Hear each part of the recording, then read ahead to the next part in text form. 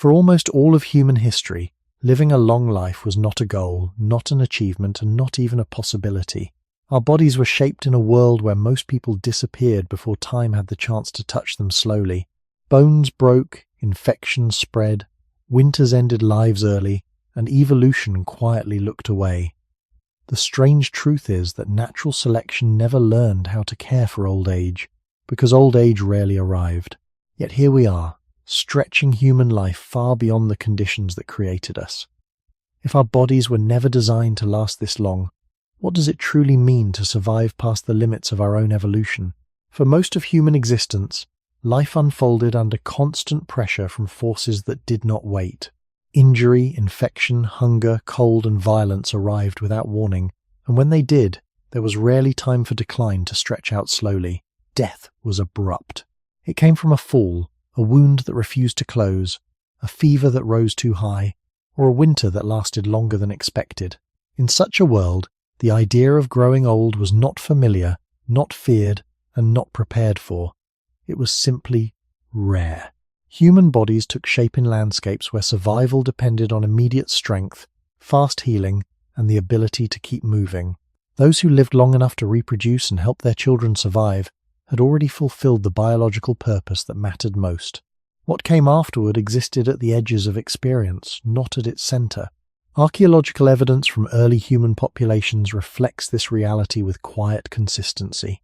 Skeletal remains from hunter-gatherer groups show many individuals dying young, often with signs of trauma or infection that would be easily treated today.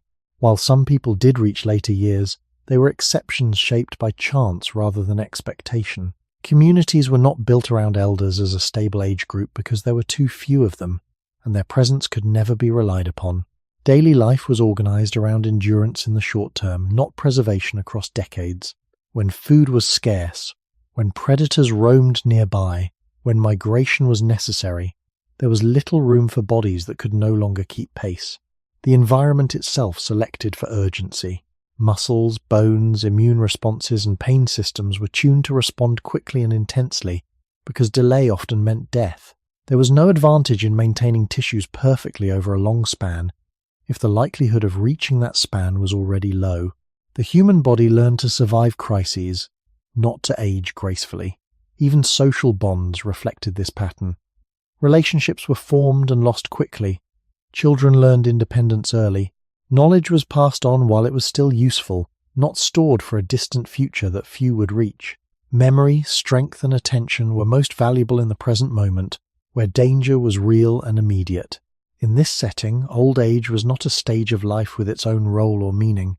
It was a biological leftover, something that happened when all other risks had failed to end a life sooner. This does not mean early humans lived short lives by design, but rather that life was shaped by uncertainty. The absence of old age as a common experience meant there was no steady pressure to refine how bodies functioned after youth had passed. Wear accumulated quietly, unnoticed, because it rarely had time to matter. A joint that would fail at 60 or a heart that would weaken at 70 was invisible in a world where many lives ended decades earlier. The human story began in motion, under threat, and within narrow margins of survival. Long life was not a destination waiting at the end of the journey. It was a detour few ever took, and one the body never learned to plan for. In understanding this early world, it becomes clear that aging was not ignored out of neglect, but out of irrelevance. When time itself was uncertain, there was no reason for biology to imagine what might happen if it ran out slowly. The rarity of old age in early human groups did more than shape bodies, it shaped expectations.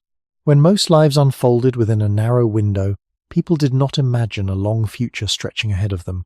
Planning rarely extended beyond the next season, the next migration, or the next birth. Time was experienced as something close and immediate, not as a long road to be carefully maintained. This way of living quietly reinforced a biological reality. There was no stable reason for the human body to prepare for decades of gradual decline. Survival depended on meeting the present moment with enough strength and awareness to avoid immediate threats. Everything else remained secondary. Even when individuals lived longer than average, their bodies carried the same design limitations as everyone else. Longevity did not arrive with a redesigned system, only with the same tools lasting a little longer than expected. Bones thickened enough to endure strain, but not to remain flawless for a lifetime. Immune responses learned to fight quickly, not to distinguish carefully between long-term wear and short-term danger. Repair mechanisms favored speed over precision because speed saved lives in youth. The consequences of imprecision accumulated slowly, usually beyond the horizon of survival. This pattern is visible not only in remains, but in the logic of early human behavior. Energy was spent freely because tomorrow was uncertain. Physical exertion was constant because rest could not be guaranteed. Pain was tolerated and often ignored because stopping could mean falling behind the group or becoming vulnerable. In such conditions, a body that lasted long enough to reproduce was a success. A body that lasted much longer was not a new category, just an extended version of the same fragile design. There was no evolutionary signal strong enough to separate these outcomes. The environment did not reward maintenance beyond necessity. It rewarded resilience in the face of immediate loss. This helps explain why early human societies did not revolve around the preservation of aging bodies. Tools, shelters, and social roles were shaped for strength and mobility. When someone could no longer keep up, the group adapted if possible, but the structure of life did not change around them. Care existed, but it was limited by resources and risk. No population could afford to organize itself around a life stage that appeared rarely and unpredictably. As a result, the human experience remained focused on beginnings rather than endings. Childhood, reproduction, and survival filled most of the biological and cultural attention.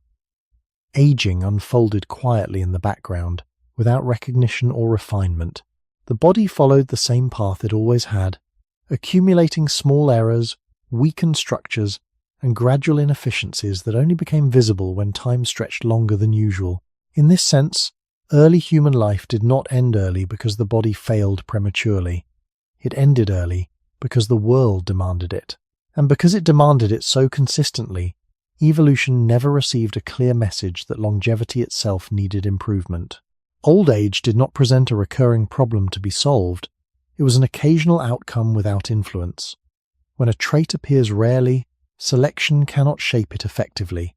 The absence of old age as a stable phase meant there was no evolutionary conversation about how to manage it. Biology simply continued refining what mattered most, getting through the dangers of early life. Everything beyond that remained largely untouched. To understand why humans were not meant to live long lives, it is not enough to look at biology alone. It is necessary to see the world that made long life unnecessary.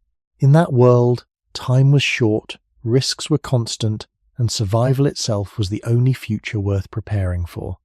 Over time, this absence of old age as a shared experience left a quiet imprint on how the human body learned to allocate its resources. Energy was directed toward growth, reproduction, and rapid recovery, not toward long-term preservation. Tissues were built to function well enough, not to remain flawless. Cells divided, repaired, and replaced themselves with just enough accuracy to carry a person through youth and early adulthood. Beyond that, the balance shifted. Small imperfections accumulated, but they did so without consequence in a world where few bodies reached the point where those imperfections became visible. This was not a flaw in design. It was an efficient response to a short and uncertain lifespan. The body learned to invest where returns were most likely. Muscles favored strength over durability. Immune systems favored aggressive responses over careful restraint. Pain served as a warning signal, not as a guide for long-term protection. These choices made sense when survival depended on responding quickly rather than lasting indefinitely. The human form became a system optimized for urgency. In such a system, longevity was not a target. It was an accident. When individuals did survive into later years, they carried bodies shaped by pressures that no longer applied. Joints that had been strong enough for migration and hunting began to wear. Repair mechanisms that once prioritized speed began to leave behind cumulative damage. Organs that had never been tested across many decades slowly revealed their limits. None of this signaled failure in the evolutionary sense. It simply reflected a body operating beyond the conditions it was built to handle. This also explains why early human cultures left little trace of structured roles for the elderly. Wisdom could be passed down when it existed, but it was not embedded into the foundation of society. Survival skills were taught early because there was no guarantee of time. Stories, techniques, and knowledge were shared while bodies were still capable of acting on them. The future was compressed into the present. When time itself felt unstable, the idea of preserving life far into the distance carried little weight. Biology followed the same logic. It responded to repeated patterns, not rare exceptions. A trait that improves survival at 20 matters far more than a trait that improves comfort at 70, if 70 is seldom reached. Selection works on frequency, not possibility. Because old age appeared sporadically, its problems remained invisible to evolutionary pressure. The body was never asked, again and again, to solve the challenge of lasting longer. Instead, it was asked to solve the challenge of lasting long enough. This distinction is subtle, but decisive. It means that the human body did not fail to plan for long life. It was never required to. The absence of old age as a common stage meant there was no continuous signal to refine how systems behaved after youth. Wear, decline, and vulnerability unfolded in silence beyond the reach of selection. As environments slowly changed and risks became less immediate, this ancient design remained. The body carried forward a logic shaped by scarcity and danger, even as conditions began to soften. Understanding this helps clarify a deeper point. Human aging is not the result of neglect or error, but of history. It is the echo of a world where survival was uncertain and time was short. Long life did not disappear because it was denied. It failed to emerge because it was unnecessary. When biology looked ahead, it saw only the near future. Anything beyond that was left unshaped, waiting for a time that would come much later, when humans began to outlive the world that created them. Natural selection does not work with intentions or long-term visions. It does not ask how long a life might last, nor does it measure the comfort of later years. Its attention is narrow and practical, focused on one outcome repeated across generations: successful reproduction. Traits that help an organism survive long enough to reproduce and help its offspring survive long enough to do the same are reinforced. Everything else exists outside its field of concern. In the early human world, this focus shaped bodies with remarkable clarity. Strength, alertness, fertility, and resilience during youth mattered because they directly affected whether genes continued. Once reproduction had occurred and children had reached a degree of independence, the influence of natural selection faded rapidly. There was no further biological reward for keeping a body intact beyond that point. This does not mean death was selected for, but that continued survival no longer carried evolutionary weight. The forces shaping the human body grew quiet after the reproductive window closed. This logic explains many features that appear puzzling when viewed from a modern perspective. The human body invests heavily in early development. Growth is rapid. Sexual maturity arrives relatively early compared to total lifespan. Systems responsible for repair and defense operate intensely during youth, when the stakes are highest. Injuries heal faster, immune responses are strong, and hormonal systems prioritize reproduction. These investments are costly, and they are not designed to be sustained indefinitely. Over time, maintenance becomes less precise, not because the body is failing, but because precision beyond necessity offers no evolutionary advantage. Natural selection conserves energy by not refining what does not alter reproductive success. In a world where few individuals lived long after raising children, there was no consistent pressure to improve late-life performance. Traits that caused gradual decline after reproduction could persist without consequence. Even traits that subtly increased vulnerability in later years were tolerated, as long as they did not interfere with early survival or fertility. This is why many age-related changes appear not as sudden failures but as slow accumulations. They are the byproducts of systems optimized for early payoff rather than long-term balance. The body is not indifferent to survival, but it is selective about when survival matters most. The reproductive years form a boundary beyond which biology becomes less attentive. This boundary is not fixed by age alone, but by function. Once genes have passed forward, the evolutionary task is complete. Anything that happens afterward unfolds in a space largely unshaped by selection. From this perspective, old age is not a continuation of the same biological priorities. It is a different territory altogether. The body enters it carrying tools built for another purpose. Muscles, organs, and regulatory systems continue operating, but without the refinement that comes from repeated evolutionary testing. They were never optimized for decades of additional use. This is why longevity feels uneven and fragile. It rests on structures that were never meant to bear such weight for so long. Understanding what natural selection truly cares about removes the mystery from human aging. It reveals that the absence of design for long life is not a mistake, but a reflection of priorities shaped by history. Evolution solved the problem of reaching adulthood and reproducing in a dangerous world. It was never asked, again and again, to solve the problem of living far beyond that point. When modern humans extend life through culture and technology, they are not activating a hidden biological plan. They are carrying bodies past the limits of the questions evolution ever needed to answer. Because natural selection concentrates its influence so tightly around reproduction, it creates a sharp contrast between the beginning and the remainder of life. The early years are shaped by intense evolutionary pressure, while later years unfold in relative silence. This silence is not accidental. It emerges because selection responds to patterns that repeat reliably across generations. If a challenge appears before reproduction, it is addressed. If it appears after, it often goes unanswered. In early human populations, this pattern was reinforced again and again. Mortality rates were high in childhood and early adulthood. Surviving to reproductive age was itself an achievement. As a result, traits that improved early survival carried enormous weight. Traits that affected the body decades later rarely entered the evolutionary equation at all. This imbalance helps explain why many age-related vulnerabilities feel disconnected from how the body performs earlier in life. Systems that are robust in youth gradually reveal their limits, not because they are poorly built, but because they were never required to remain robust indefinitely. Natural selection operates with a kind of short memory. It does not anticipate future needs unless those needs influence present success. Once reproduction is secured, selection's influence weakens dramatically. The body continues functioning, but without the guiding hand that shaped it so carefully in its early stages.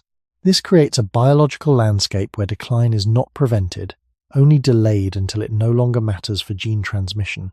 Even traits that actively contribute to deterioration in later life can persist if they offer benefits earlier on. A strong inflammatory response, for example, can protect against infection when young but contribute to chronic damage over time. Similarly, hormonal patterns that support fertility may place strain on tissues in later years. These trade-offs are tolerated because they solve immediate problems. The costs appear later, beyond the reach of selection. This principle does not require conscious choice. It arises naturally from the way evolution filters outcomes. What matters is not whether a trait is ideal, but whether it improves reproductive success under prevailing conditions. In early human environments, those conditions rarely extended into old age. As a result, the evolutionary conversation never returned to refine how bodies behave once reproduction fades.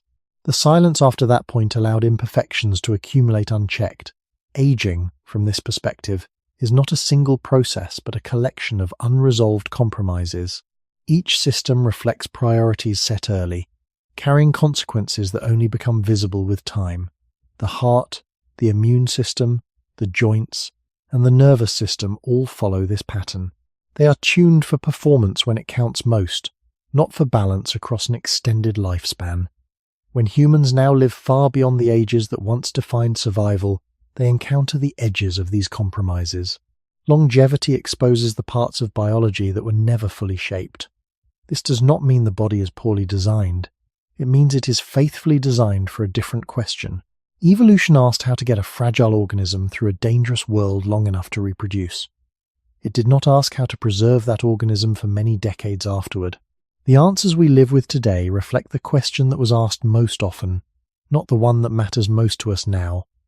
As the influence of natural selection fades after reproduction, the human body enters a phase governed less by refinement and more by inertia.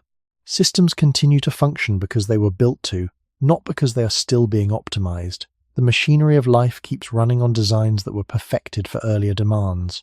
Over time, this creates a widening gap between what the body can still do and what it was ever shaped to sustain. The decline that follows is not sudden or dramatic. It is gradual, uneven, and often invisible until it becomes unavoidable. This pattern reveals an important truth about aging. It is not driven by a single failure, but by the absence of continued guidance. In youth, biological systems are constantly corrected by selection. Ineffective variations are filtered out, successful ones are reinforced. After reproduction, this corrective process weakens. There is no consistent feedback loop pushing the body toward long-term stability. As a result, small inefficiencies persist. Minor imbalances are tolerated.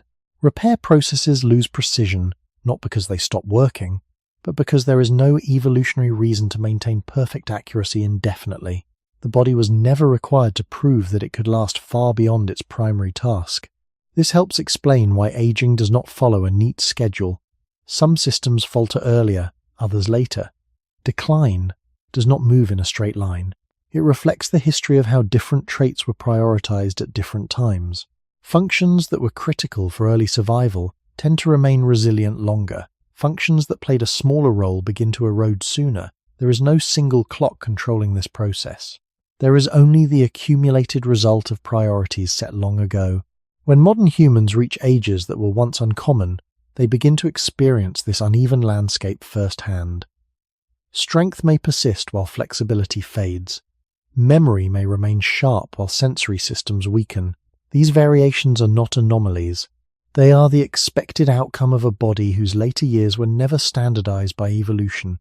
Without repeated pressure to perform well in old age, there was no reason for biology to align all systems toward that goal. Each one follows its own trajectory, shaped by how essential it was earlier in life. This perspective also clarifies why attempts to understand aging often feel fragmented. There is no single program to decode, because aging itself is not a unified program. It is the shadow left behind when selection steps away. The body continues forward, guided by rules written for another phase of life. Over time, the mismatch becomes more visible, especially in environments where external dangers no longer end life quickly. The modern extension of human lifespan does not reveal a hidden design for longevity. It reveals the limits of a design that was never meant to be tested for so long. Natural selection did its work where it mattered most, and then moved on. What remains is a body carrying forward the logic of its origins, even as the context around it changes. Understanding this does not diminish human life. It grounds it in history. It shows that the challenges of aging are not personal failures or biological mistakes, but the natural consequence of living beyond the questions evolution once needed to answer. Beyond the point where reproduction ends, the human body crosses an invisible boundary that evolution never fully marked. This boundary is not dramatic. There is no sudden switch, no clear signal that priorities have changed. Instead, the shift is subtle, almost silent. The forces that once shaped the body with precision begin to withdraw, leaving behind systems that must continue on their own. This is the invisible wall that appears after reproduction, separating a life shaped by constant evolutionary pressure from one that unfolds largely without it. On one side of this wall, traits are tested relentlessly. On the other, they persist without review. The body does not recognize this boundary consciously, but its effects are written into biology. Processes that once served clear purposes begin to lose their context. Hormonal patterns change. Repair mechanisms slow. Cellular systems that were tightly regulated in youth become more variable. None of this happens because the body is failing. It happens because the criteria that once defined success are no longer being enforced. In early human environments, this boundary mattered little. Few individuals reached it, and fewer still lived long beyond it. As a result, there was no recurring signal strong enough to shape what happened next. Traits that influenced life after reproduction were effectively invisible to selection. They neither improved nor reduced the likelihood of genes being passed on. Without consequence, they remained unrefined. This explains why aging often feels like a drift rather than a collapse. The body does not break all at once. It slowly moves away from the conditions under which it was optimized. Systems continue to operate, but they do so without coordination toward a long-term goal. Each part follows its own logic, shaped by what once mattered most. Functions tied closely to early survival tend to remain stable longer. Those with less immediate importance begin to falter sooner. The result is an uneven landscape of decline, that reflects past priorities rather than present needs. This invisible wall also clarifies why longevity varies so widely among individuals. When evolution no longer standardizes outcomes, variation expands.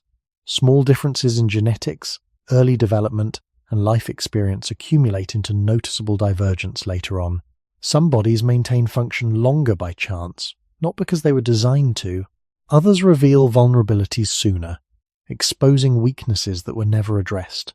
There is no universal path through this phase because there was never a universal blueprint for it. The body enters old age carrying the momentum of youth, but without guidance for what comes next. In a sense, aging is what happens when a system built for one purpose is asked to continue operating beyond that purpose. The invisible wall marks the end of evolutionary supervision, not the end of life itself. When modern humans pass this boundary in large numbers, they encounter a stage of existence that biology never rehearsed. The challenges that arise are not signs of malfunction. They are signs of exploration into uncharted territory. The body is navigating time without a map, relying on structures shaped for a different journey. Understanding this invisible wall helps reframe how aging is perceived. It is not a sudden betrayal by the body, nor a mystery waiting to be solved. It is the predictable outcome of living beyond the point where natural selection had anything left to say. The wall was always there. Only recently have enough humans lived long enough to notice what lies beyond it. Once this invisible boundary is crossed, the body continues forward without a shared standard for what comes next. During youth, variation is constrained. Bodies that function poorly early in life are less likely to survive or reproduce, and so differences are narrowed by repeated pressure. After reproduction, that pressure relaxes. Variation is no longer filtered with the same intensity. As a result, small differences that once meant little begin to matter more. A slight inefficiency in repair, a modest imbalance in regulation, or a minor weakness in structure can slowly grow into a defining feature of later life. Aging becomes individualized not because people live differently, but because evolution no longer forces convergence. Each body follows its own path through time. This is why no two experiences of aging are identical. The invisible wall does not lead to a single outcome. It opens into a wide field of possibilities shaped by chance, early conditions, and accumulated wear. Systems that were once synchronized begin to drift apart. One organ may remain resilient while another weakens. One function may adapt while another declines. There is no central authority coordinating this process because coordination was never required beyond reproduction. The body moves forward guided by momentum rather than design. This drift explains why late-life decline often feels unpredictable. Improvements in one area do not guarantee stability in another. Strength can coexist with fragility. Clarity can exist alongside vulnerability. These combinations are not contradictions. They are the natural result of a body operating beyond the range where its performance was standardized. In early human history, this diversity of outcomes rarely appeared in large numbers. Few individuals reached ages where such divergence became visible. Those who did were scattered, their experiences absorbed quietly into the flow of life. There was no collective pattern to observe, no reason for selection to intervene. Biology does not respond to isolated cases. It responds to repetition. Without repetition, refinement does not occur. The invisible wall ensured that what lay beyond remained unshaped. This also means that later life is not governed by a single biological script. There is no uniform decline waiting for everyone. Instead, there is a collection of tendencies, each rooted in how different systems were prioritized earlier on. Functions that were essential for survival in youth tend to show greater durability. Those that played supporting roles often show greater variability. The unevenness of aging reflects the uneven demands of early life. When modern humans live long enough to notice this variability, it can feel unsettling. There is no clear expectation for how the body should behave. But this uncertainty is not a modern failure. It is an ancient inheritance. The body is expressing a freedom it was never required to manage before. Past the invisible wall, biology no longer enforces sameness. It allows divergence to unfold. Understanding this helps shift perspective. Aging is not a single process breaking down. It is many processes continuing without guidance, each revealing how much attention it once received. The wide range of outcomes seen in later life is not evidence of disorder, it is evidence of absence. The absence of evolutionary pressure leaves room for individuality to emerge. In that space, bodies age not according to a plan, but according to history. As life extends further beyond the invisible wall, the consequences of this evolutionary silence become increasingly apparent.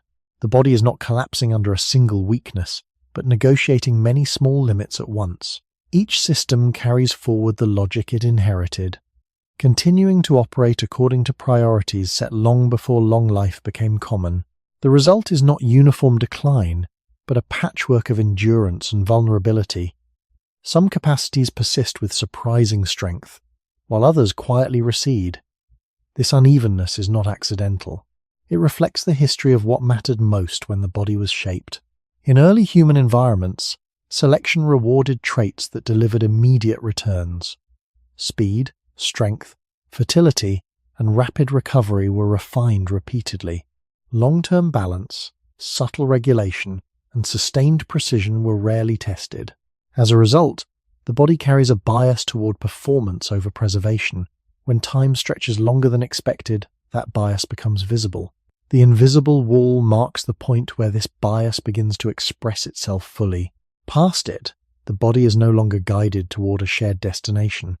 Instead, it continues along paths that once served survival, even if they no longer serve longevity. This helps explain why aging often feels like an accumulation rather than a transition. There is no clear moment when youth ends and old age begins. The change is gradual because the underlying shift is not a new program taking over, but the slow reveal of limits that were always present. Each year lived beyond the reproductive window adds weight to structures that were never reinforced for such duration. The longer life extends, the more clearly these boundaries appear. Yet none of this implies inevitability in a narrow sense. The invisible wall does not dictate a fixed outcome. It simply removes a guiding force. What follows is shaped by chance, environment, and the long shadow of earlier priorities.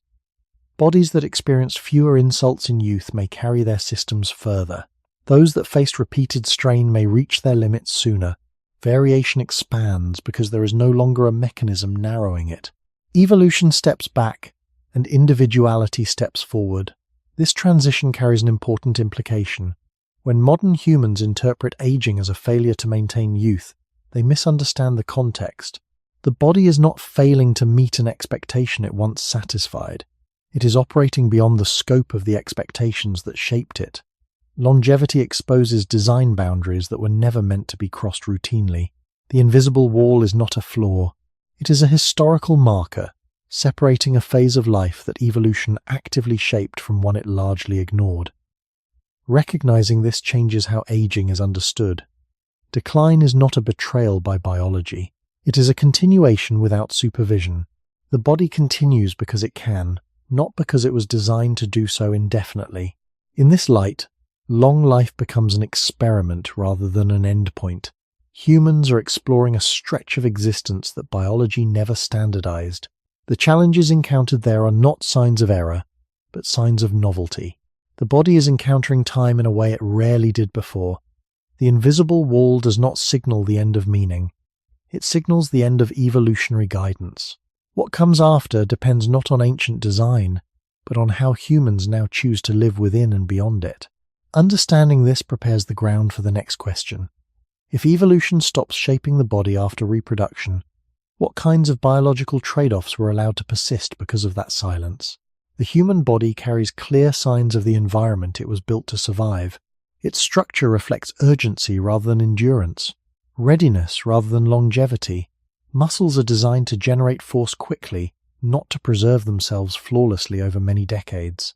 Bones are strong enough to withstand impact and strain, but they remodel constantly, prioritizing immediate function over permanent stability. The cardiovascular system is tuned to respond to sudden demands, to deliver oxygen rapidly during exertion or stress, not to operate gently and evenly for a century. These features make sense when life depends on short bursts of effort rather than sustained balance. The body learned to meet danger head-on, not to pace itself indefinitely. This orientation toward urgency appears at every level of human biology. Hormonal systems surge and decline in cycles optimized for growth and reproduction. Energy metabolism favors quick access to fuel, enabling rapid response to threat or opportunity. Even the nervous system reflects this bias. Attention sharpens under stress. Pain interrupts action to prevent immediate harm. Fear accelerates decision-making. These responses are invaluable in a dangerous world, but they come at a cost. Systems built to react strongly and quickly place strain on tissues over time, they trade long-term calm for short-term survival. In early human environments, this trade-off was rarely exposed. Lives ended before its consequences accumulated. Endurance was measured in seasons, not decades. When bodies are built for urgency, they excel at overcoming immediate obstacles. They heal quickly when young, mobilize resources effectively, and adapt to changing conditions with speed. But endurance requires a different strategy. It demands precise regulation, restrained responses, and careful conservation. These qualities are less useful when survival hinges on rapid action. As a result, they were never refined to the same degree. The human body is not inefficient. It is efficient for the wrong timescale. Its success lies in short-term resilience, not long-term preservation. This becomes visible as life extends beyond the conditions that shaped it. Joints wear because they were built to move often and forcefully, not to remain pristine. Immune responses, once life-saving, generate lingering inflammation when repeatedly activated. Stress systems that once sharpened awareness begin to strain the heart and vessels when triggered too frequently. None of these outcomes represent malfunction. They represent design choices that favored immediate payoff. The body does exactly what it was shaped to do. It responds intensely, mobilizes quickly, and repairs fast, even if those repairs are imperfect. Over time, imperfection accumulates. Endurance was never the primary objective. This urgency-centered design also influences how the body handles damage. Repair mechanisms aim to restore function swiftly, not to recreate original structure with complete accuracy. Scars form. Cells divide rapidly.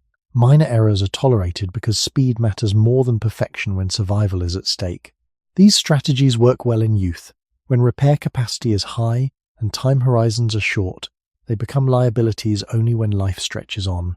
The same logic applies to movement, metabolism, and perception. The body prioritizes doing what is necessary now over protecting what might be needed later. In a world of constant threat, this is not a flaw. It is an advantage. Understanding this clarifies why human aging often feels like a gradual wearing down rather than a coordinated shutdown. The body was never organized around lasting indefinitely. It was organized around meeting urgent demands repeatedly. When those demands lessen, the underlying bias remains. The machinery continues operating at full intensity, even when restraint would be more sustainable. The result is a body that performs impressively early and unevenly later. Endurance, in the modern sense, was never part of the original equation. The human body was shaped to survive now, not to last forever. This focus on urgency shapes not only how the body responds to danger, but how it maintains itself over time. Maintenance in the human body is not a slow, careful process aimed at perfect preservation. It is a rapid, functional process aimed at keeping systems operational under pressure. When damage occurs, the priority is to restore usability quickly, not to ensure that every detail is returned to its original state. This approach makes sense when injury can mean immediate death. A bone that heals fast, but imperfectly, is better than one that heals slowly. A wound that closes quickly, even with scarring, is preferable to one that remains open. These priorities allowed early humans to survive repeated threats, but they also planted the seeds of long-term wear.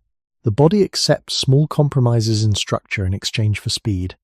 Over a short life, those compromises rarely accumulate enough to matter. Over a long life, they quietly add up. The same logic governs cellular repair.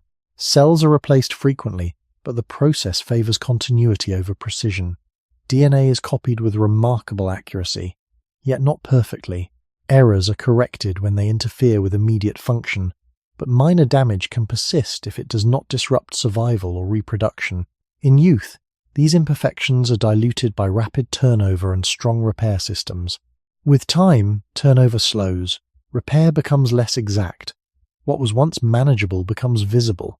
This is not because the system breaks, but because it was never required to remain flawless indefinitely. The body's strategy is pragmatic, not protective. It aims to keep going, not to remain unchanged.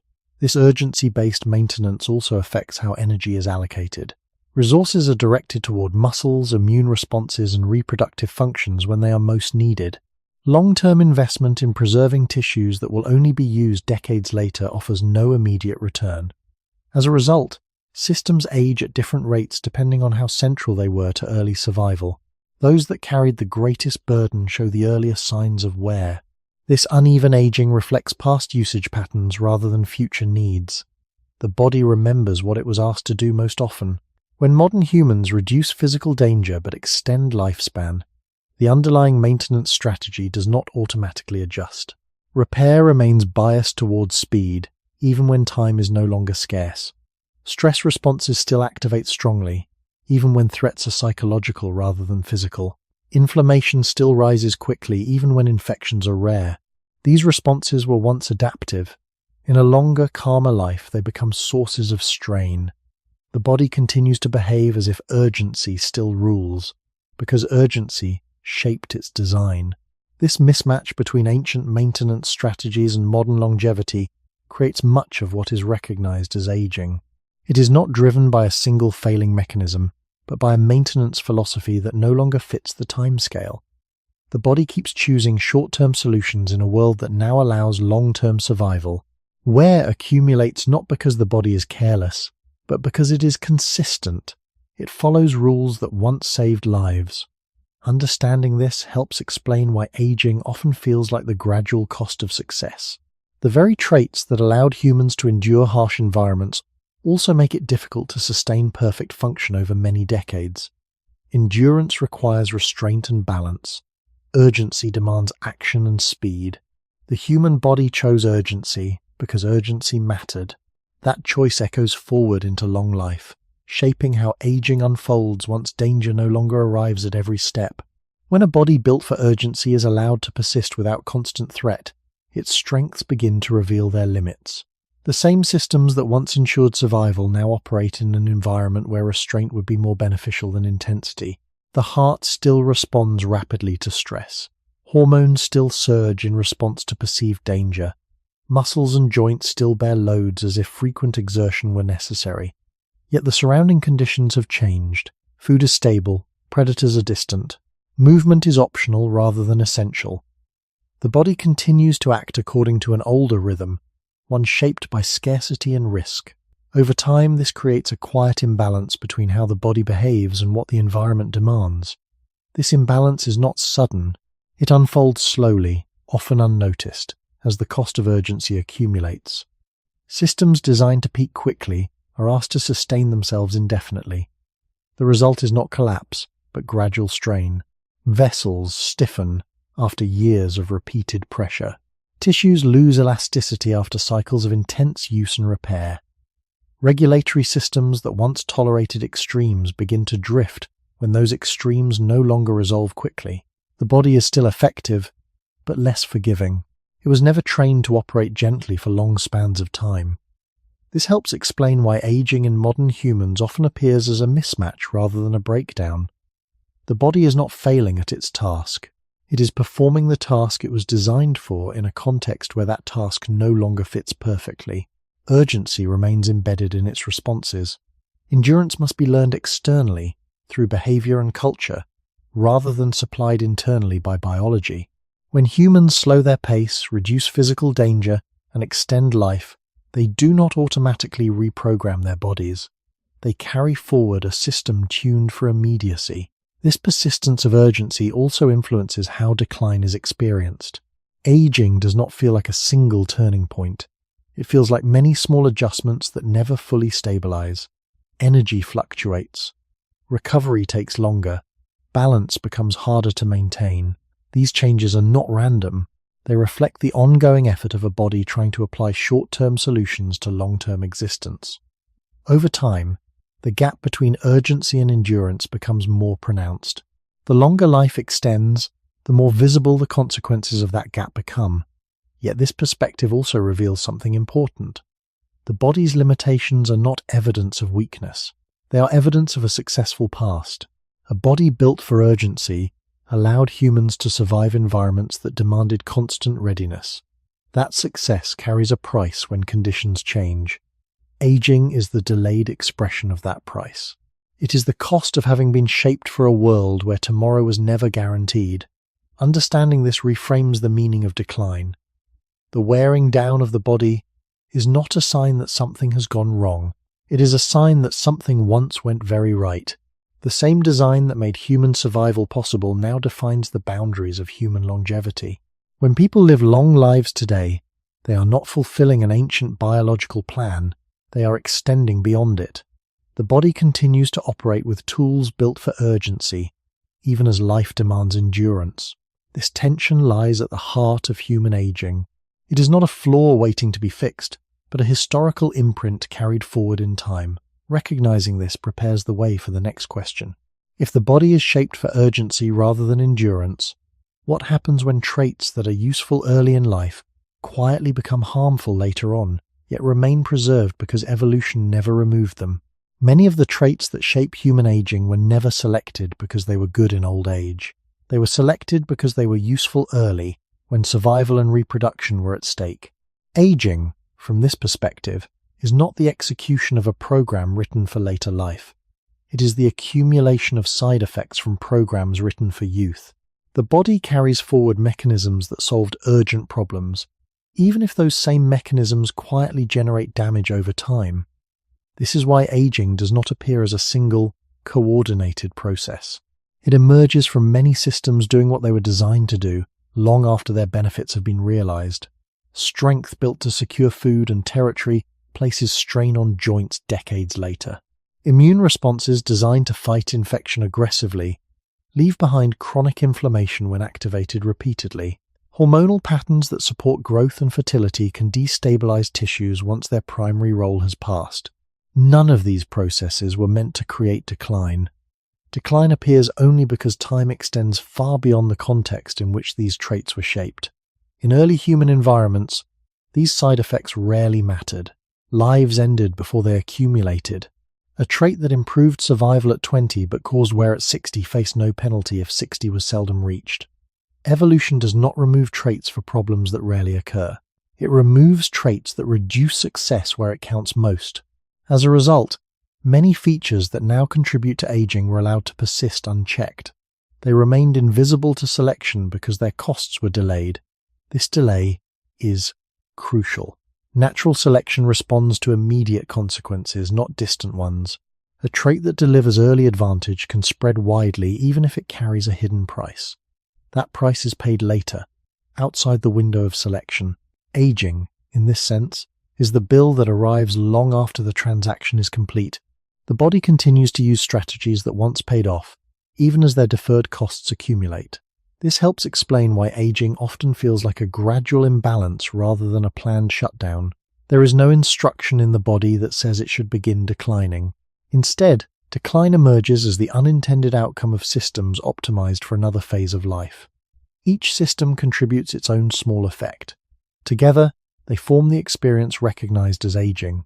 Importantly, this means aging is not a mistake that evolution failed to correct. It is the natural outcome of a process that prioritized early success over long-term harmony. The body did not evolve to age. It evolved to survive long enough to reproduce.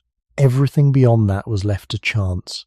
When modern humans live far beyond the ages that once defined survival, they reveal these accumulated side effects. Longevity exposes the long tail of biological trade-offs. The body is not following a hidden script toward decline. It is expressing the consequences of choices made under different pressures. Understanding aging as a side effect rather than a program changes how it is interpreted. It shifts the focus from searching for a single cause to recognizing a pattern of compromises. Each compromise made sense when it arose. Together, they define the boundaries of long life. The body carries its history forward, and aging is the record of that history written into flesh. Because aging arises from side effects rather than intention, it unfolds unevenly across the body. Each system ages according to the role it once played and the demands it once faced. Traits that were heavily used early accumulate more wear. Traits that were less central may decline more quietly or later. This uneven pattern reflects history, not error. The body does not age as a single unit because it was never built as one. It is a collection of systems, each optimized for a specific purpose during a specific window of life. When that window closes, the optimization remains, even as its relevance fades. Over time, the mismatch between purpose and persistence becomes more apparent. Consider the immune system. Its early task was clear: respond quickly and decisively to infection. A slow response meant death. An aggressive response meant survival. The system learned to react strongly, even at the cost of collateral damage. In youth, that damage was often repaired or tolerated. With time, repeated activation leaves traces. Inflammation lingers. Repair becomes less complete. What once protected the body begins to strain it. This shift does not occur because the immune system changes its goals. It occurs because the context in which those goals were set no longer applies. The same pattern appears in other systems. Metabolism evolved to handle scarcity and unpredictability. Storing energy was advantageous. Rapid release of fuel supported sudden exertion.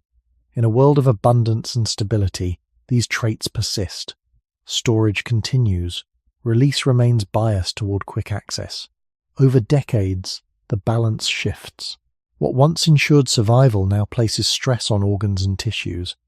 Again, this is not a failure of regulation, but the persistence of a strategy that once worked. The nervous system follows a similar path. Alertness, heightened sensitivity, and rapid decision-making were essential in dangerous environments. These traits sharpened perception and reduced hesitation.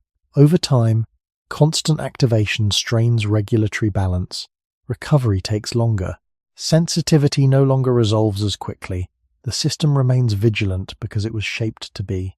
It does not know that the threats have changed. Each of these examples reveals the same principle. Aging emerges where early life advantages continue operating without revision. Evolution does not redesign systems once their primary task is complete. It conserves what works until it no longer interferes with reproduction. As long as a trait delivers benefit when it matters most, its later costs are tolerated. This tolerance is not oversight. It is efficiency. Selection cannot afford to refine every detail of life. It focuses on what repeats reliably. Late life side effects rarely repeated in early human history, so they remained unresolved.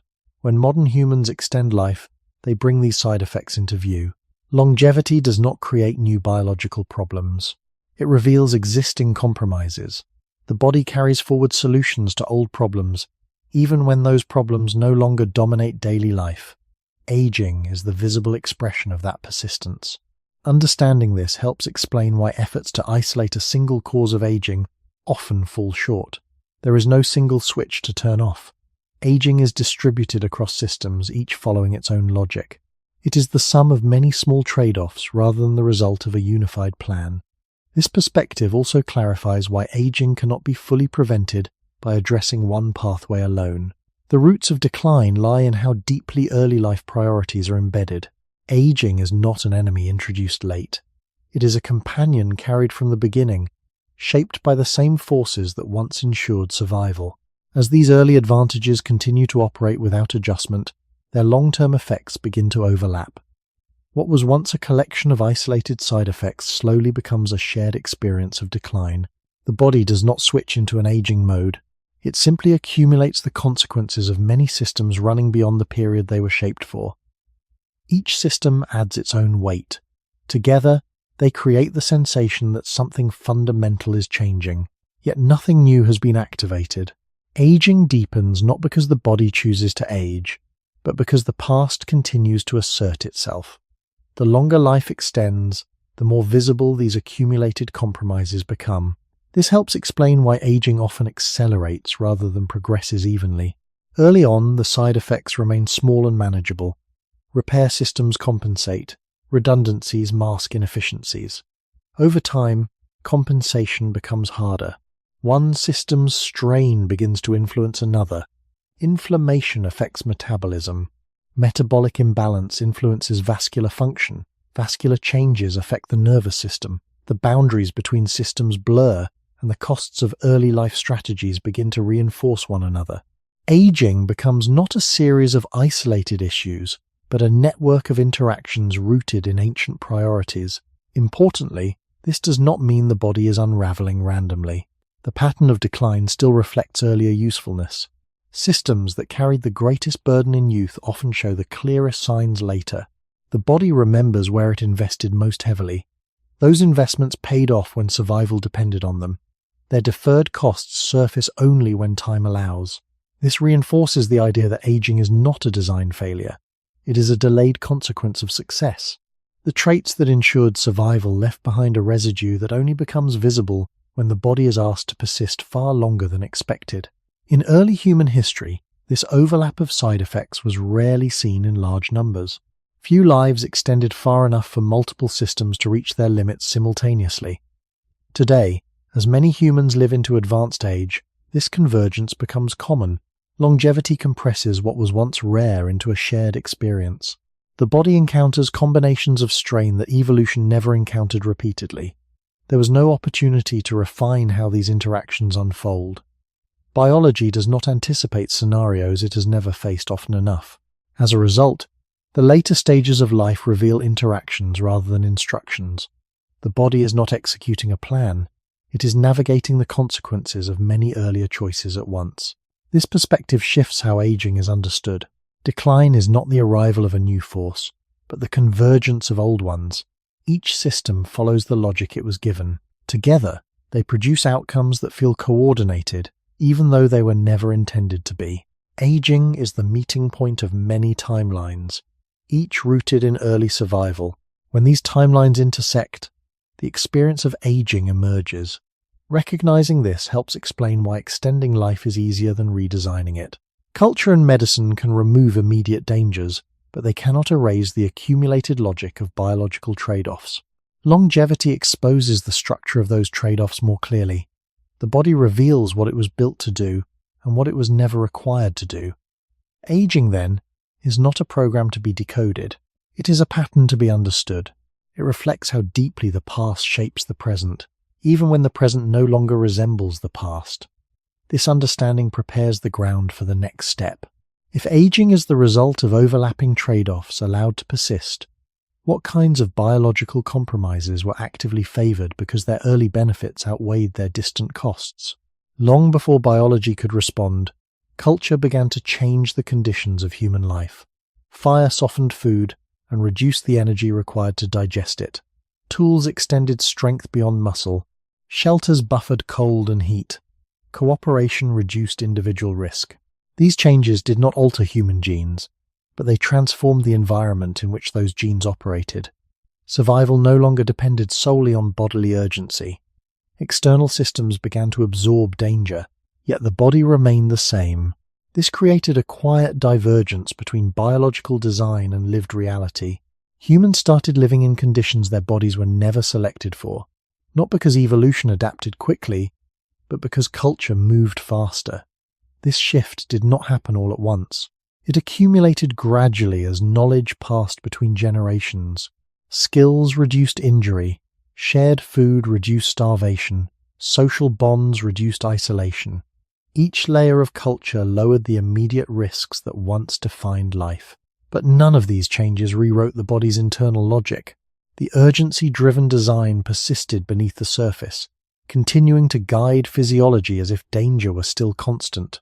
The result was not immediate harmony, but tension.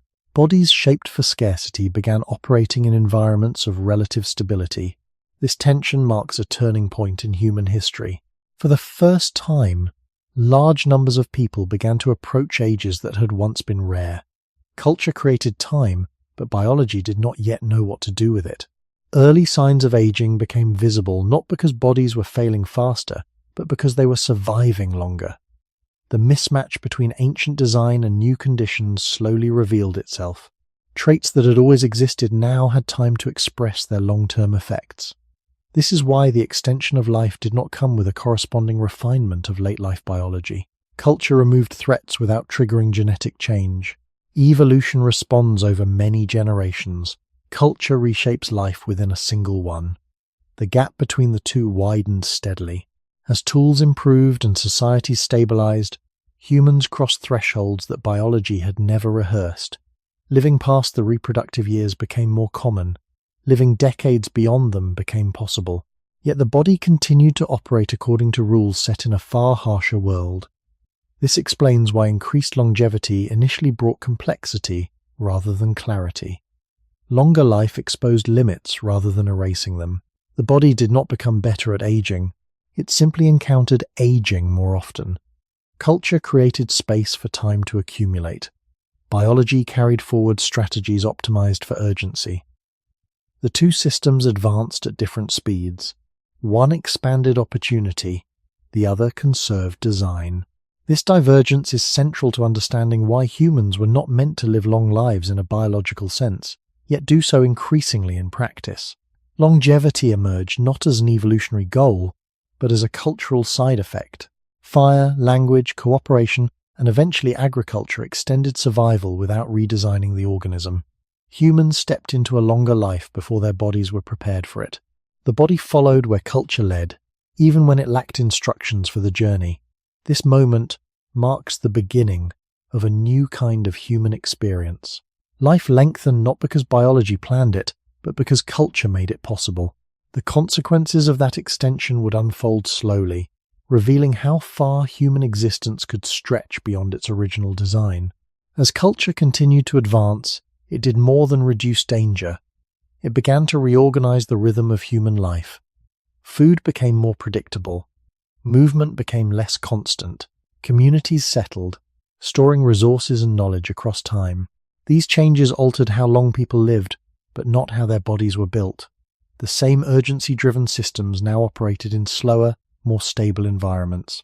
For the first time, the gap between biological expectation and lived experience widened enough to be felt. Bodies that once burned energy quickly now had surplus. Repair systems that once raced against death now worked in relative calm. This calm did not redesign them.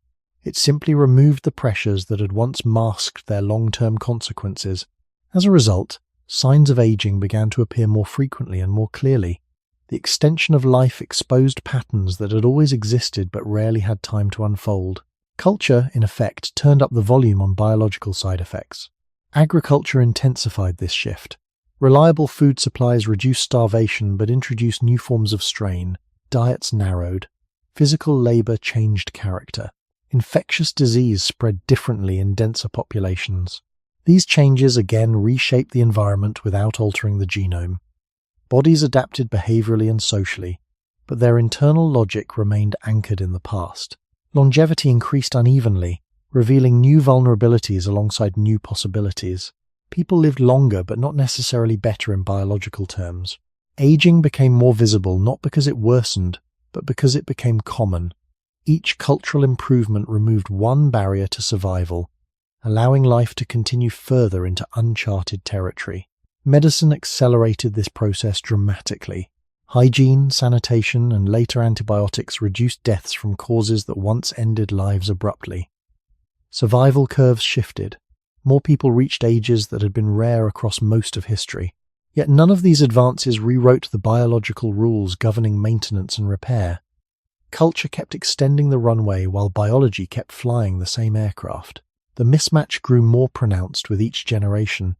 Longer life no longer required exceptional luck. It became an expectation. This expectation, however, was not matched by an evolutionary response. Genes changed slowly. Cultural environments changed rapidly. The body entered a phase of existence where its design lagged behind its circumstances. Aging emerged as the space between what biology prepared for and what culture allowed. This perspective clarifies why modern longevity feels both ordinary and fragile. Living long has become common, yet it remains biologically demanding. The body manages not because it was meant to, but because external support continues to compensate. Culture cushions decline, slows damage, and extends function. It does not eliminate the underlying trade-offs. Each added year of life rests on layers of protection that substitute for biological endurance. When those layers weaken, the limits of design become apparent again. The expansion of lifespan did not come with a biological roadmap for navigating it. Humans arrived in later life collectively before understanding what it entails. Culture opened the door. Biology followed, unchanged. Aging, in this context, is not a failure to adapt. It is the cost of adaptation happening outside the body. Understanding this helps explain why longevity feels like a modern achievement rather than an ancient inheritance. Humans live long lives not because evolution planned for it, but because culture learned how to hold biology together longer than nature ever required. The body remains what it has always been. It is the world around it that has changed. As this cultural extension of life deepened, a new pattern quietly emerged. Human survival became less dependent on biological robustness and more dependent on external systems. When illness struck, medicine intervened. When strength declined, tools compensated. When memory faded, records preserved knowledge. Culture began carrying functions that biology once had to perform alone. This shift did not correct the body's underlying design. It bypassed it. Longevity became increasingly supported from the outside, while the internal architecture remained unchanged. The body learned to rely on scaffolding it had never evolved with. This reliance allowed life to stretch further, but it also made clear how limited biological preparation for long life truly was. The more culture compensated, the more visible biological limits became. When external support weakens, decline accelerates. This reveals an important truth. Modern longevity is conditional. It depends on stability, resources, and continuous intervention. It is not a natural equilibrium the body maintains on its own. In early human history, survival rose and fell with bodily capacity. Today, survival often persists despite declining capacity. Culture absorbs the risk that biology no longer manages. This arrangement works remarkably well, but it carries an implicit cost. The body is never asked to adapt internally to long life, because adaptation is outsourced. As long as external systems function, internal redesign is unnecessary. Evolution remains slow, because selection pressure remains low. Long life becomes common without becoming biologically normal. This helps explain why aging feels increasingly medicalized. Decline is managed rather than resolved. Symptoms are treated. Functions are supported. Underlying trade-offs remain. Culture extends time, but it does not rewrite the logic of how bodies wear. Each generation inherits the same biological template, then relies on ever more complex systems to sustain it longer. This creates a widening gap between lived lifespan and evolved lifespan. Humans occupy a stretch of time that biology did not standardize. That stretch is held open by technology, care, and social organization. When those supports are strong, longevity flourishes. When they falter, limits reappear quickly. This fragility is not a flaw of culture. It is a reflection of how far life has been extended beyond its original design. The body remains tuned for a shorter, harsher existence. Culture provides the buffer that allows it to persist. This buffering changes how aging is experienced. Decline becomes gradual and prolonged rather than abrupt. Weakness unfolds slowly, instead of ending life quickly. The body lingers in states that were once rare. These states feel unfamiliar because they were never common enough to be shaped by evolution. Humans are living in a phase of life that is historically new. Culture created it. Biology followed reluctantly, unchanged. Understanding this clarifies the nature of modern longevity. Humans were not meant to live long lives in a biological sense. They live long lives because culture refuses to let biology end them early. This tension defines the modern human condition. Longevity is not a fulfillment of design, but a negotiation between ancient bodies and modern worlds. The body persists because it is supported, not because it was built to endure. Recognizing this prepares the ground for the next question. If culture can extend life far beyond biological intention, what happens when civilization itself becomes the main force shaping how long and how well humans live? When civilization became stable enough to persist across generations, it quietly reshaped the boundaries of human life once again. Cities formed, laws reduced violence, Food systems grew complex. Knowledge accumulated rather than disappearing with each death. These changes altered not only how long people lived, but how survival itself was defined. Life was no longer a continuous response to immediate danger. It became a prolonged condition supported by structures larger than the individual body. Civilization absorbed uncertainty and redistributed risk. In doing so, it replaced natural selection as the dominant force determining who survived and for how long. This shift did not eliminate biological limits. It obscured them. In earlier environments, the body faced constant tests. Weakness was exposed quickly. Failure often ended life abruptly. Civilization softened these tests. It reduced exposure to extremes and delayed consequences. The body no longer had to prove itself in the same way. Survival became less about physical resilience and more about access to systems. Clean water, stable shelter, and social support mattered more than raw strength. As a result, people with a wide range of biological capacities could survive and reproduce. This diversity did not trigger rapid evolutionary change. It diluted selection pressure. When survival is supported externally, differences in internal robustness matter less. Civilization did not select for long-lived bodies. It selected for participation in social systems. Longevity increased not because bodies improved, but because environments became forgiving. This forgiveness altered the relationship between biology and time. The body could persist in states that would once have been fatal. Injury did not always end life. Illness could be managed. Decline could be accommodated. Civilization stretched life without narrowing variation. People lived longer, but with increasingly divergent experiences of aging.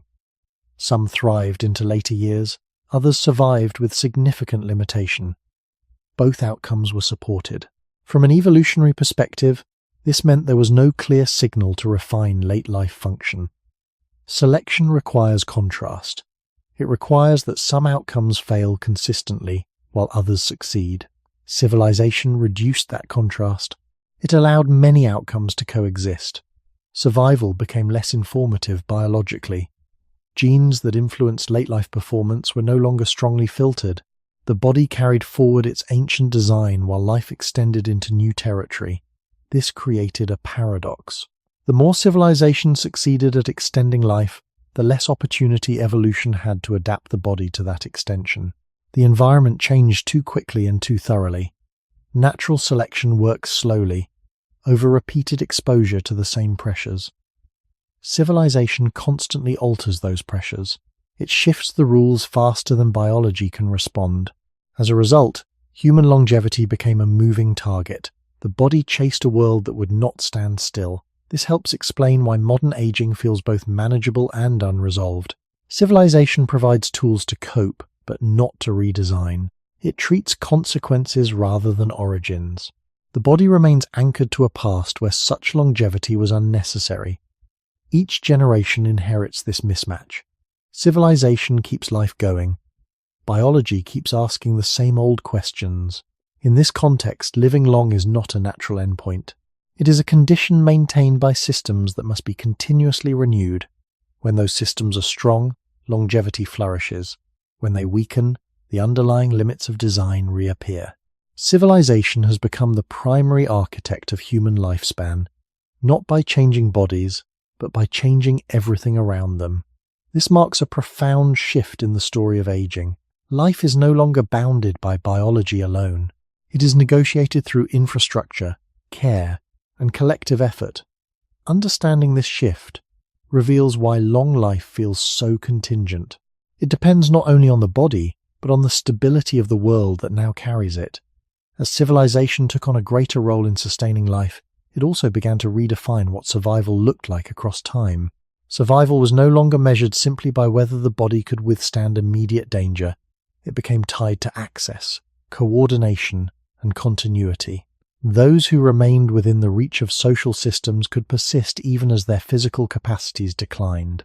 This altered the meaning of strength. Physical resilience mattered less than social integration. Longevity increasingly depended on whether a person remained embedded in the structures that buffered decline. Civilization did not eliminate vulnerability. It redistributed it. Risk shifted away from the body and into systems. This shift created a new kind of dependence. Life could be extended far beyond biological intention, but only as long as the surrounding structures remained intact. The body became one part of a larger network that determined survival. This network allowed people to live with limitations that would once have been fatal. Weakness no longer ended life quickly. It unfolded slowly within a protected environment. As a result, the experience of aging changed. Decline became prolonged rather than decisive. Civilization stretched the space between function and failure. This stretching revealed how little biology had prepared for such an extended phase. The body continued to age according to its ancient logic, while society worked to accommodate that aging rather than resolve it. Over time, this accommodation became normalized. Living with decline came to be seen as part of life, not as an exception. Yet, from an evolutionary perspective, this normalization carried a consequence. When survival no longer depends on late-life biological performance, there is no pressure to improve it. Civilization preserves variation instead of filtering it. Bodies with different capacities all persist. This preservation does not push biology toward greater endurance. It allows existing designs to continue unchanged. Longevity increases without refinement.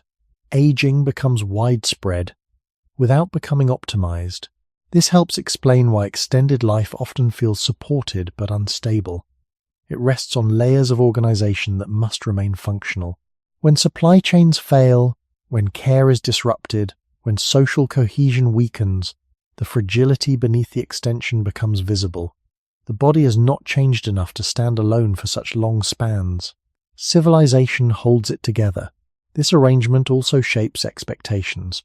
Long life begins to feel natural, even though it is historically new. People come to expect decades beyond reproduction, even as biology offers no clear guidance for how those decades should unfold. The mismatch becomes internalized as personal struggle rather than recognized as structural tension. Aging feels like an individual problem, when it is in fact a collective one, managed by systems rather than solved by design. Civilization makes long life possible, but it does not make it biologically coherent. It delays endings without redefining limits. This creates a condition where humans live beyond their original design, while remaining dependent on constant support. Longevity becomes less about inherent capacity and more about sustained coordination. In this sense, civilization does not contradict the idea that humans were not meant to live long lives. It confirms it. Long life exists not because biology planned it, but because society insists on maintaining it. The body persists within a framework that compensates for what evolution never addressed. Understanding this clarifies why modern aging feels both ordinary and precarious. It is ordinary because it is common.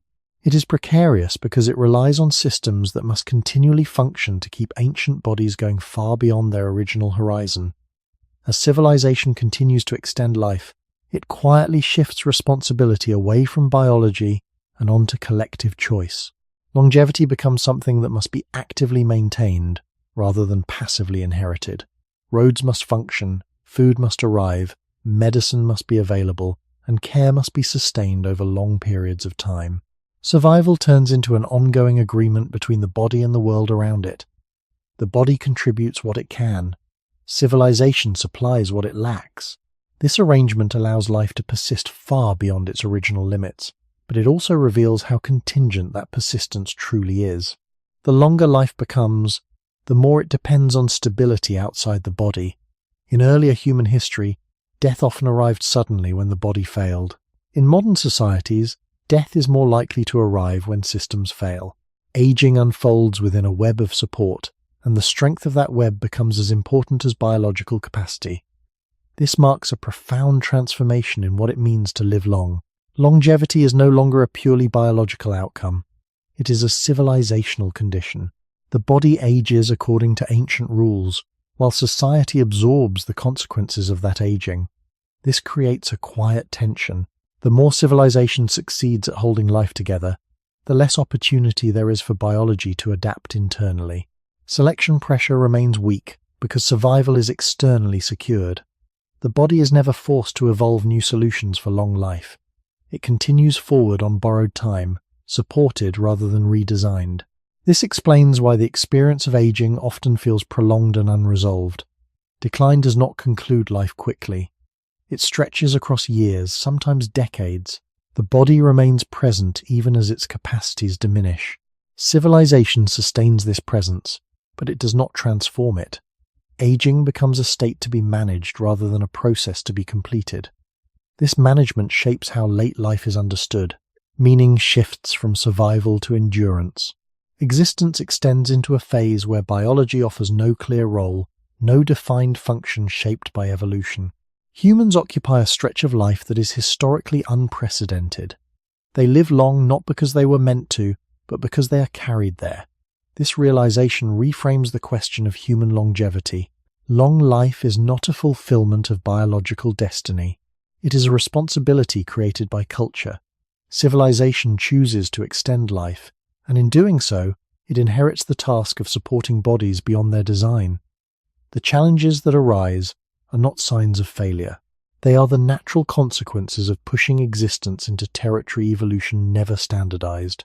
Understanding this prepares the ground for the final shift in perspective. If long life is no longer shaped by biology but maintained by civilization, then the meaning of aging cannot be found in the body alone. It must be understood in how humans choose to live within the extra time they have created. When human life extends into territory that biology never planned for, a different question begins to surface. It is no longer only about how long the body can last, but about what a long life means when it was never part of the original design. In earlier eras, meaning was tightly bound to survival. Life was oriented around immediate tasks, reproduction, and continuity through offspring. There was little space to ask what came after those goals were fulfilled. Today, that space has widened. Many people live decades beyond the point where biological purpose, as defined by evolution, has already been met. This creates a quiet but profound shift. Existence continues after the original evolutionary question has been answered. The body persists, but the script that once guided it has ended. This does not imply emptiness. It implies openness. A long life introduces time that biology did not assign a role to. Evolution provided reasons to reach adulthood and raise the next generation. It did not provide instructions for what should follow. That responsibility now falls to culture, values, and individual choice. The meaning of later life is no longer inherited automatically. It must be constructed. This is why extended longevity often feels ambiguous. The body continues, but its original goals have faded. Strength, speed, and fertility no longer define success. Survival itself is no longer the central challenge. Instead, attention shifts toward how time is experienced rather than how it is conquered. This transition can feel disorienting because it is historically new. For most of human existence, life ended before such questions could arise. Now they arise regularly. The extra years created by civilization are not filled by biology. They are filled by reflection, memory, and social roles that did not previously exist in stable form. Aging becomes not just a physical process, but a narrative one. People carry histories longer than ever before. Identity stretches across many phases. The body changes, but continuity of self remains. This continuity was once rare. Today, it is common. The challenge is that biology offers no guidance for navigating it. The body can persist, but it does not tell us what to do with the time it makes available. This absence of instruction is often mistaken for failure. It is not. It is a consequence of living beyond design. Long life creates freedom precisely because it was never planned. The lack of biological direction leaves space for cultural meaning. Communities, traditions, and personal values step in where evolution falls silent. Later life becomes defined less by physical contribution and more by perspective. Knowledge accumulated over decades gains weight. Experience becomes a resource rather than a byproduct. These roles are not encoded in genes. They are invented repeatedly across societies. Understanding this reframes the idea that humans were not meant to live long lives. It does not mean long life is unnatural or wrong. It means it is unfinished. Biology carried humans to a certain point. Culture carried them further. Meaning must now bridge the gap. The question is no longer whether the body was designed to last. It is how humans choose to inhabit the time they have extended. Longevity becomes a space for responsibility rather than a destination. The extra years are not a biological promise.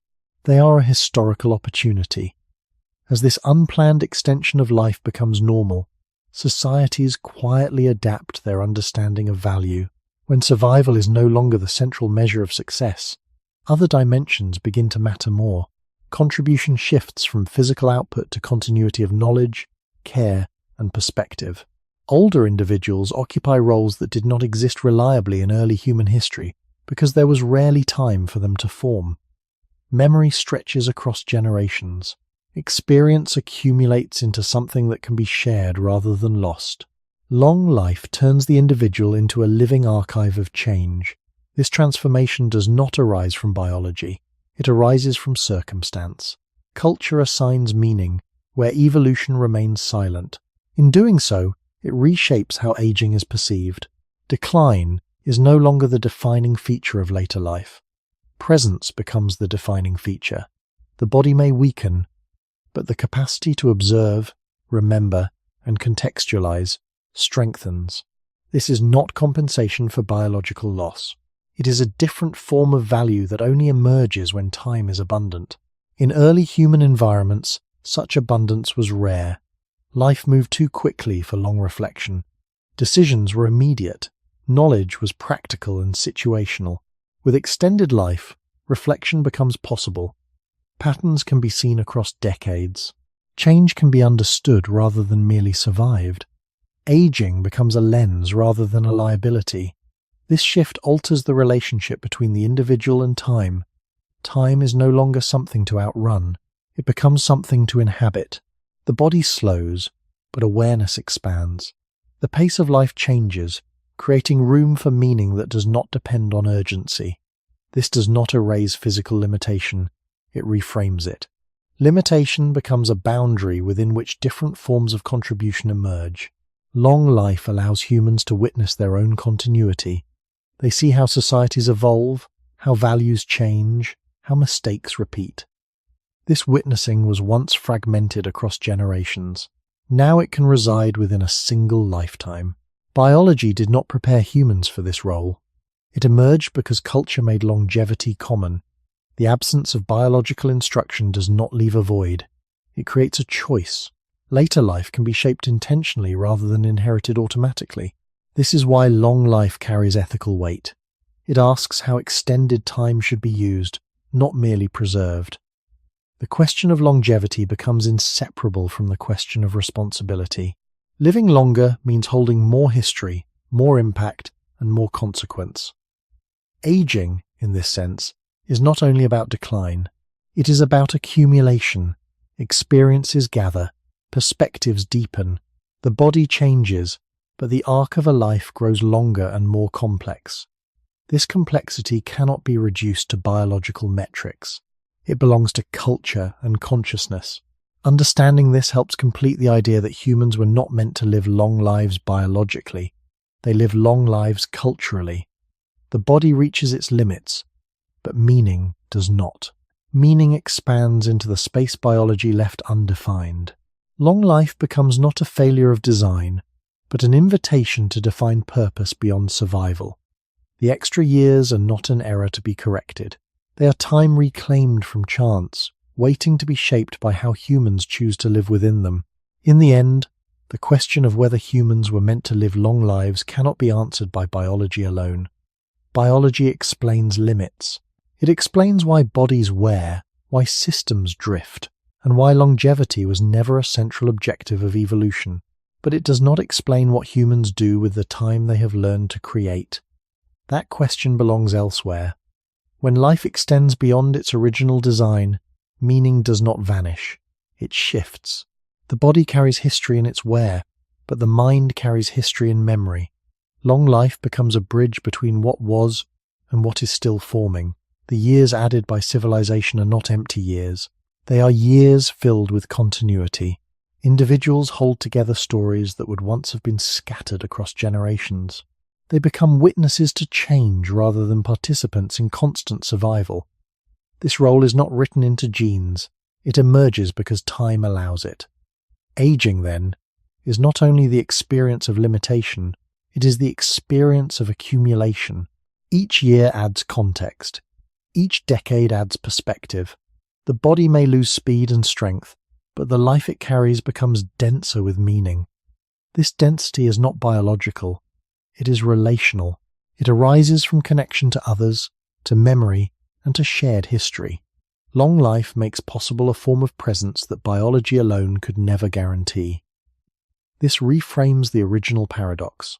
Humans were not meant to live long lives in the sense that evolution did not design bodies for extended endurance. But humans have learned to live long lives in a different way.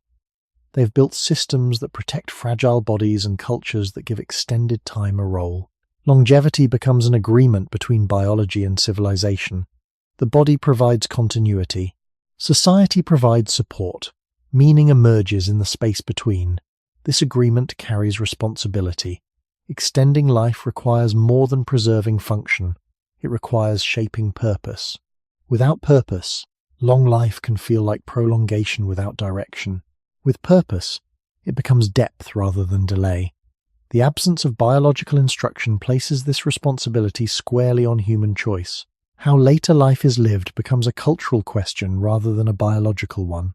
Communities decide whether extended years are isolated or integrated, burdensome or valued. Individuals decide whether time is merely endured or consciously inhabited. The fact that these choices exist at all is historically new. For most of human existence, life ended before such questions could be asked. Now they must be asked, precisely because life lasts long enough to ask them. This leads to the quiet conclusion that sits beneath the entire story. Humans were not meant to live long lives by design. They live long lives by decision. Biology set the stage for survival. Culture extended the performance. Meaning must now be written by those who remain on the stage longer than anyone expected. Long life is not a promise given by nature. It is a space created by human effort. What fills that space determines whether longevity becomes a burden or a gift. The body may age without instruction, but the life carried within it does not have to. When evolution falls silent, responsibility begins. As this long arc comes to rest, the story of human longevity settles into a quiet clarity. Humans were shaped to survive long enough not to last indefinitely. Biology answered a narrow question with great efficiency: how to carry life through danger, reproduction, and continuity in a harsh and uncertain world. That answer worked for most of human history. It carried the species forward when time was short and endings came quickly. Everything beyond that was left open, not because it was unimportant, but because it was unnecessary. When culture began to extend life beyond those limits, it did not awaken a hidden biological purpose. It revealed a silence. Evolution had already spoken, and it had said enough. What followed was not failure but responsibility. Long life emerged as a space without instruction, a stretch of time not filled by instinct or design. In that space, humans discovered that survival and meaning were no longer the same thing. The body could persist, but it could not explain why. The answer had to come from elsewhere. Memory, care, continuity, and presence began to matter in ways they never had before. Aging became less about reaching an endpoint, and more about carrying forward what had been lived. The body aged because it was never meant to do otherwise. Life continued because humans chose to support it. This distinction matters. It means that decline is not a verdict on worth, and longevity is not a reward guaranteed by nature. Long life is a condition created and maintained, fragile and contingent, shaped by choices made collectively and individually. When people live longer than their biology planned for, they inherit time without a script. That time can feel heavy or empty if it is measured only against what the body can no longer do, but it can also feel expansive if it is understood as something new, something that never existed before on this scale. The extra years are not borrowed from nature. They are built by human effort. What fills them determines whether they become burden or gift. Biology may fall silent after its work is done, but life does not end there. It waits for meaning to be given to it. In that waiting, the final question remains open, unresolved, and deeply human. Now that we live far longer than we were ever meant to, How will we choose to live within the time we have created?